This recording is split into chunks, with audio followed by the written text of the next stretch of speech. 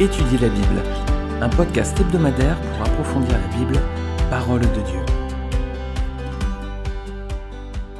Salut à tous, je suis ravi de vous retrouver pour la suite donc de 2 Samuel chapitre 9. On a vu la semaine dernière l'histoire de Méphibosheth, donc ce descendant de Jonathan qui a été béni par le roi David. Alors on va reprendre cette histoire, mais on va la regarder sous un autre angle, donc avec une autre paire de lunettes, on va la regarder sous un autre aspect. On va voir comment cette histoire, finalement, celle de Méphibosheth, est une image de la grâce que Dieu a pour les perdus. Alors, on va relire ce texte, donc 2 Samuel chapitre 9, du premier verset jusqu'à la fin du chapitre. David demanda, reste-t-il encore quelqu'un de la famille de Saül pour que je lui fasse du bien à cause de Jonathan ? Il y avait un serviteur de la famille de Saül, un dénommé Tsiba, que l'on fit venir vers David. Le roi lui dit, es-tu Tsiba ? Il répondit, pour te servir. Le roi dit, n'y a-t-il plus personne de la famille de Saül pour que je fasse preuve envers lui de la bonté de Dieu ? Tsiba répondit au roi, il y a encore un fils de Jonathan, il est handicapé aux 2 jambes. Le roi lui demanda, où est-il ? Et Tsiba répondit au roi, il est chez Makir, fils d'Amiel, à Lodébar. Le roi David l'envoya chercher chez Makir, le fils d'Amiel, à Lodébar. Méphibosheth, fils de Jonathan et petit-fils de Saül, vint vers David, tomba le visage contre terre et se prosterna. David dit, Méphibosheth. Il répondit, me voici, je suis ton serviteur. David lui dit, n'aie pas peur, car je vais te faire du bien à cause de ton père Jonathan. Je te rendrai toutes les terres de Saül, ton grand-père, et tu mangeras toujours à ma table. Méphibosheth se prosterna et dit, qui suis-je, moi, ton serviteur, pour que tu prêtes attention à un chien mort tel que moi ? Le roi appela Tsiba, le serviteur de Saül, et lui dit, je donne au fils de ton maître tout ce qui appartenait à Saül et à toute sa famille. Tu cultiveras les terres pour lui avec tes fils et tes serviteurs, et tu feras les récoltes, afin que le fils de ton maître ait du pain, de quoi manger. En outre, Méphibosheth, le fils de ton maître, mangera constamment à ma table. Or Tsiba avait 15 fils et 20 serviteurs. Il dit au roi, ton serviteur fera tout ce que le roi mon seigneur ordonne à son serviteur. Méphibosheth mangea donc à la table de David, comme s'il était l'un des fils du roi. Il avait un jeune fils du nom de Mika, et tous ceux qui habitaient chez Tsiba étaient à son service. Méphibosheth habitait à Jérusalem, car il mangeait constamment à la table du roi. Il était estropié des 2 pieds. Alors, cette histoire, finalement, on peut la regarder donc sous un autre angle. David, c'est une image du Seigneur. On l'a vu à plusieurs reprises dans d'autres chapitres de 1 Samuel ou de 2 Samuel. À plusieurs reprises, David est une préfiguration du Seigneur Jésus-Christ, notamment dans les chapitres 16, 17 ou 23. Et c'est aussi le cas dans cette histoire. David est une image du Sauveur et Méphibosheth une image des perdus. Alors on va regarder les différents détails. Tout d'abord, David est souverain. C'est lui qui gouverne sur le peuple d'Israël à ce moment-là. Et pour le parallèle, Jésus aussi est souverain. Jésus est roi, il règne sur tous ceux qui aiment la vérité. Jean 18, verset 37. Voilà ce que Jésus dit à Pilate. Pilate lui dit, tu es donc roi ? Jésus répondit, tu le dis, je suis roi. Je suis né, je suis venu dans le monde pour rendre témoignage à la vérité. Quiconque est de la vérité, écoute ma voix. Voilà, alors pour l'instant, Jésus ne règne pas encore sur tout le monde. Vous le voyez, on est dans un monde de chaos, dans un monde de détresse, dans un monde de souffrance et de malheur. C'est pas que Dieu soit mauvais, c'est pas lui qui envoie tout ça. Pourquoi il laisse faire ? Tout simplement pour que les hommes se tournent vers lui. Et voilà, le Seigneur a donné sa vie sur la croix pour nous. Il y a le message du salut qui est accessible à tous dans la Bible. Chacun peut se réconcilier avec le Père à présent par Jésus. Et donc, Jésus donne ce commandement, ce double commandement, d'aimer Dieu de tout son cœur, de toute son âme et de toute sa force, de tout son être, et puis d'aimer son prochain comme soi-même. Mais les hommes préfèrent ne pas aimer Dieu finalement et puis se faire la guerre les uns les autres. Donc Jésus ne règne pas encore sur toute la création, sur toutes les créatures. Pour le moment, il règne sur ceux qui écoutent la vérité, donc qui lui appartiennent, qui se sont réconciliés avec le Père à travers le Fils. Alors donc, David souverain, Jésus souverain. Ensuite, David, dans cette histoire, il a compassion d'un malheureux homme boiteux. Et Jésus aussi avait pitié des infirmes, et notamment des boiteux et des estropiés. Regardez dans Matthieu 15, versets 29 à 31. Jésus quitta cet endroit et vint sur les bords du lac de Galilée. Il monta sur la montagne et s'y assit. Une grande foule s'approcha de lui. Il y avait parmi eux des boiteux, des aveugles, des muets, des estropiés et beaucoup d'autres malades. On les amena aux pieds de Jésus et il les guérit, de sorte que la foule était émerveillée de voir les muets parler, les estropiés être guéris, les boiteux marcher, les aveugles voir, et elle célébrait la gloire du Dieu d'Israël. Alors ici, on voit donc le roi David qui a compassion d'un homme boiteux. On voit le roi Jésus qui avait compassion aussi des boiteux et des estropiés. Alors David ici dit à Méphibosheth de ne pas avoir peur. Ne crains pas, voilà. Alors Jésus aussi a dit aux hommes de ne pas avoir peur, hein, simplement de croire, d'avoir la foi seulement. Regardez avec moi Marc chapitre 5 verset 36. Mais Jésus, sans tenir compte de ces paroles, dit au chef de la synagogue, ne crains pas, crois seulement. Alors David va bénir la vie de Méphibosheth, il va lui laisser la vie sauve, alors qu'on l'avait vu la semaine dernière, hein, à cette époque, les monarques qui arrivaient sur un trône, ils éradiquaient en général les autres prétendants. Hein. C'était la coutume, hein, comme ça on se débarrassait de toute revendication. Alors Jésus aussi nous laisse la vie sauve, hein, il nous donne la vie, hein, et même la vie éternelle, alors qu'on méritait la mort. Regardez Romains 6, 23. Car le salaire du péché, c'est la mort. Mais le don gratuit de Dieu, c'est la vie éternelle en Jésus-Christ notre Seigneur. Voilà, tout ce que Méphibosheth pouvait attendre, finalement, c'était la mort. Parce qu'il était estropié, il ne pouvait pas subvenir à ses besoins, il mourrait sans doute de famine s'il était livré à lui-même, s'il n'y avait pas cet homme Makir qu'il avait pris sous son aile. Et quand il arrive devant David, la seule chose qu'il s'imagine, c'est aussi la mort, hein, parce qu'il se dit, bah voilà, je vais être exterminé, hein, vu que je suis potentiellement un prétendant au trône. Mais au contraire, le roi David ne livre pas cet homme à la mort, et il lui laisse la vie sauve. Comme le Seigneur Jésus l'a fait aussi avec nous, on méritait la mort à cause de nos péchés, mais le don gratuit de Dieu, c'est la vie éternelle en Jésus-Christ, notre Seigneur. Alors le roi David, en plus de sa compassion, il va donner également quelque chose à Méphibosheth, c'est un héritage. Il va lui donner l'héritage de Saül, hein, toutes les terres, tout ce qui appartenait à l'ancien roi. Maintenant, Méphibosheth passe de pauvre à riche. Et Jésus aussi a promis un héritage, les amis. Alors cet héritage, il est pour qui? Il est pour ceux qui croient qu'il est le Fils de Dieu, qui est mort sur une croix pour le péché des hommes, et qui est ressuscité d'entre les morts pour leur salut. Alors ça ne veut pas dire que le Seigneur va nous donner cet héritage tout de suite, que dès qu'on vient au Seigneur, on doit être béni, on doit être riche, on doit manquer de rien. Non, non, ça c'est pas ce que dit la Bible. La Bible dit que cet héritage n'est pas forcément pour tout de suite, c'est un héritage qui est réservé au ciel, pour ses enfants, dans l'éternité. Regardez avec moi 1 Pierre chapitre 1 versets 3 à 6. Béni soit Dieu le Père de notre Seigneur Jésus-Christ. Conformément à sa grande bonté, il nous a fait naître de nouveau à travers la résurrection de Jésus-Christ pour une espérance vivante, pour un héritage qui ne peut ni se détruire, ni se souiller, ni perdre son éclat. Il vous est réservé dans le ciel. À vous qui êtes gardés par la puissance de Dieu, au moyen de la foi, pour le salut prêt à être révélé dans les derniers temps. C'est ce qui fait votre joie, même si maintenant, puisqu'il le faut, vous êtes pour un peu de temps attristés par diverses épreuves. Les amis, le Seigneur nous a promis, oui, des bénédictions, un héritage et plein de belles choses magnifiques. Mais pour l'instant, il le faut qu'on soit encore pour un peu de temps attristé par des épreuves.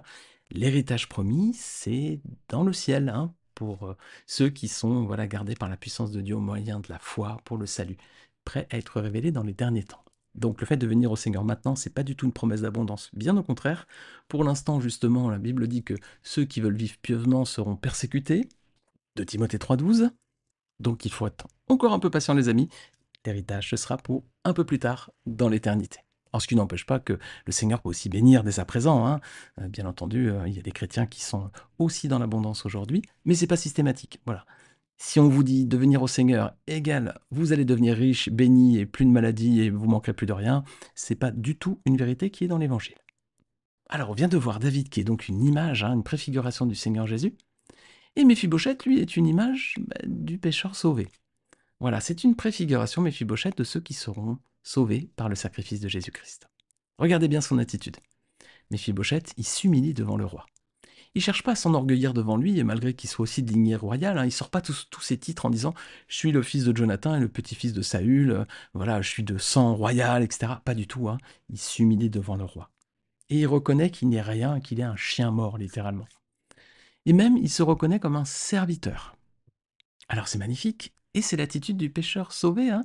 Lorsqu'il fait la rencontre avec Dieu, ben voilà, le pécheur, il s'humilie devant son roi, il reconnaît qu'il est rien et qu'il n'est qu'un simple serviteur. Et même un serviteur inutile. Luc 17, verset 10. Vous de même, quand vous aurez fait tout ce qui vous a été ordonné, dites « Nous sommes des serviteurs inutiles, nous avons fait ce que nous devions faire. » Voilà la bonne attitude du pécheur qui reconnaît en Jésus-Christ son Seigneur, il s'humilie devant lui Il reconnaît qu'il est rien du tout et qu'il se positionne comme un serviteur même inutile. Voilà, c'est le message de la grâce, hein, c'est de dire qu'on n'est pas sauvé par les œuvres, hein, on est sauvé par grâce uniquement. Donc, on n'arrive pas devant Dieu en disant, voilà, Seigneur, j'ai donné plein d'argent, j'ai fait plein de choses, et j'ai donné plein d'argent à l'église ou au pasteur, j'ai travaillé dans des associations de ça.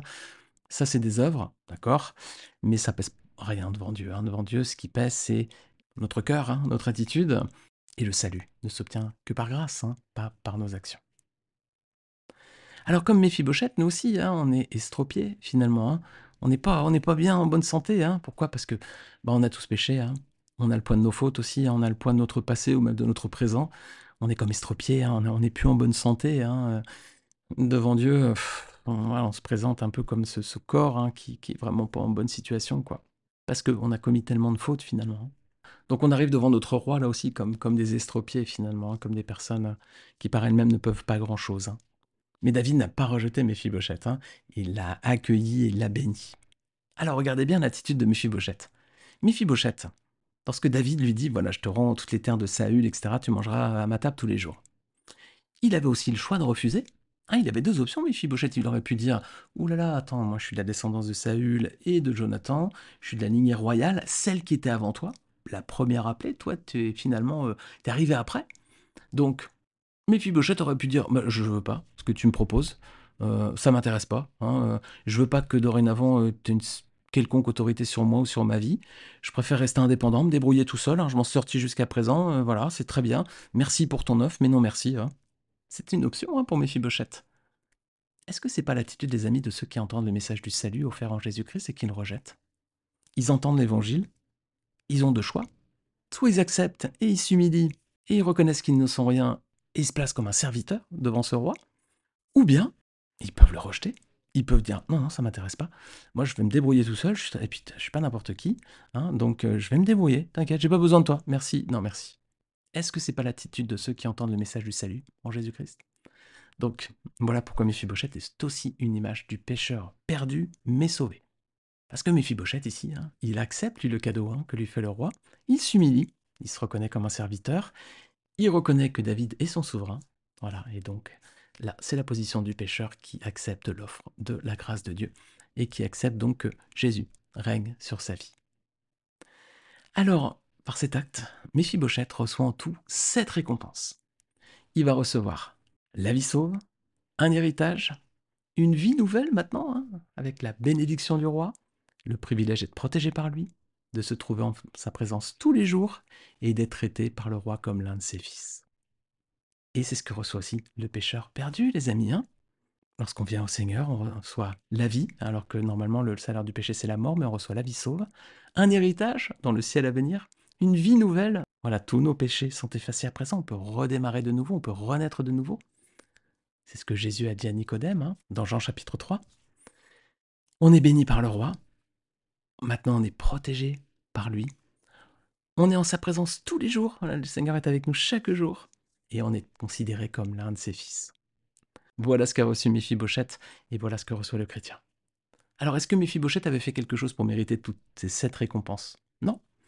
Il l'a reçu par pure grâce, hein, de la part d'un roi qui a eu pitié de lui. Mais Méphibosheth n'a rien fait pour ça.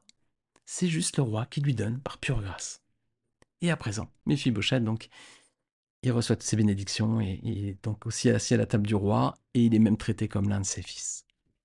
Alors cette histoire, les amis, elle semble être résumée dans un passage de la Bible, dans le Nouveau Testament, c'est dans Éphésiens chapitre 2, versets 4 à 9. Regardez bien tout ce qu'a fait Dieu pour nous, regardez bien tout ce qu'il nous donne, et regardez bien ce qu'on peut retrouver comme parallèle avec l'histoire de Méphibosheth. Éphésiens 2, versets 4 à 9. Ce texte dit « Mais Dieu est riche en compassion. À cause du grand amour dont il nous a aimés, nous qui étions morts en raison de nos fautes, il nous a rendus à la vie avec Christ. C'est par grâce que vous êtes sauvés.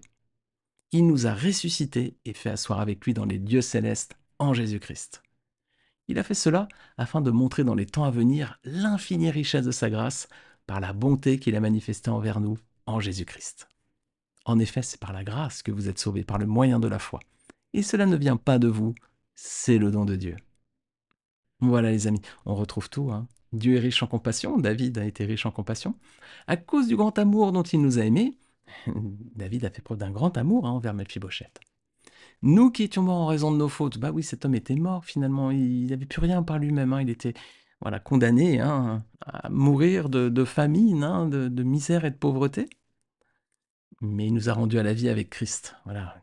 Lui aussi, Méphibosheth, il reçoit une vie nouvelle ici. Hein. Et c'est par grâce que vous êtes sauvés. Bah, Méphibosheth aussi, c'est par grâce. Hein. Il nous a ressuscités. Et oui, c'est une sorte de résurrection pour Méphibosheth. Il passe de la mort à la vie. Et nous a fait asseoir avec lui dans les lieux célestes en Jésus-Christ. Ben voilà, Méphibosheth aussi, maintenant, il peut s'asseoir à la table tous les jours avec le roi David. Il a fait cela afin de montrer dans les temps à venir l'infinie richesse de sa grâce par la bonté qu'il a manifestée envers nous en Jésus-Christ. Alors on voit ici donc l'image de David qui témoigne aussi de l'infinie richesse de sa grâce par la bonté qu'il a manifestée à Méphibosheth. Donc, David est donc une très belle image de Jésus-Christ. Et le texte se termine en disant « En effet, c'est par la grâce que vous êtes sauvés, par le moyen de la foi. » Ah oui, c'est par la grâce qu'il est sauvé, Méphibosheth aussi. Et c'est par le moyen de la foi aussi, parce qu'il aurait pu refuser tout ça.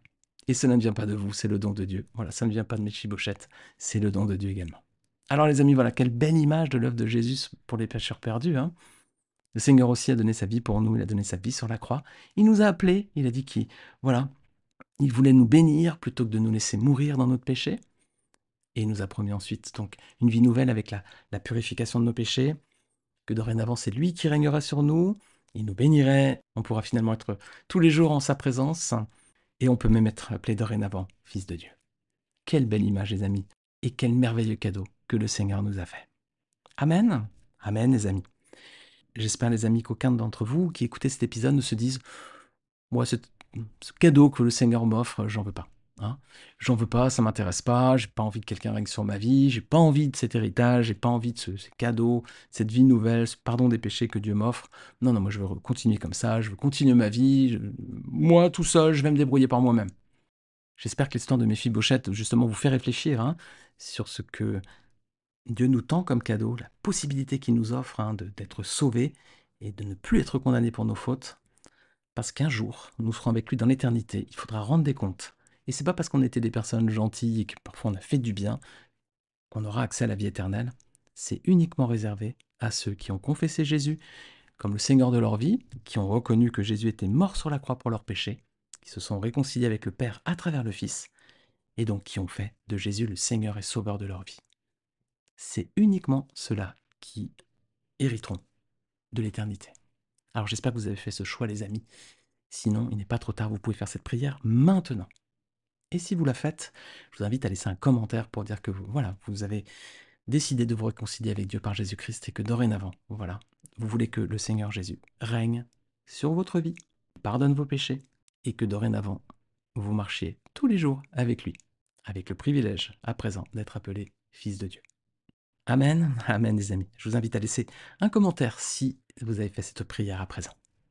Quelle joie les amis, de voir comment la parole de Dieu est vivante et parlante et qu'à travers ces histoires, elles nous interpellent, elles nous font réfléchir et elles nous donnent des images simples qui nous montrent l'amour que Dieu a pour nous à travers son Fils Jésus-Christ. Les amis, j'ai hâte de vous retrouver la semaine prochaine. On va retrouver David. Cette fois, il doit avoir un problème avec un peuple qui s'appelle les Ammonites, ce qui va occasionner bien des soucis.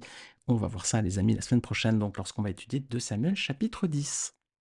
En attendant, je vous souhaite une très belle semaine, que le Seigneur vous bénisse, et je prie que vous fassiez la paix avec Dieu, si ce n'est pas encore votre cas. On se retrouve la semaine prochaine, Dieu voulant. Salut à tous.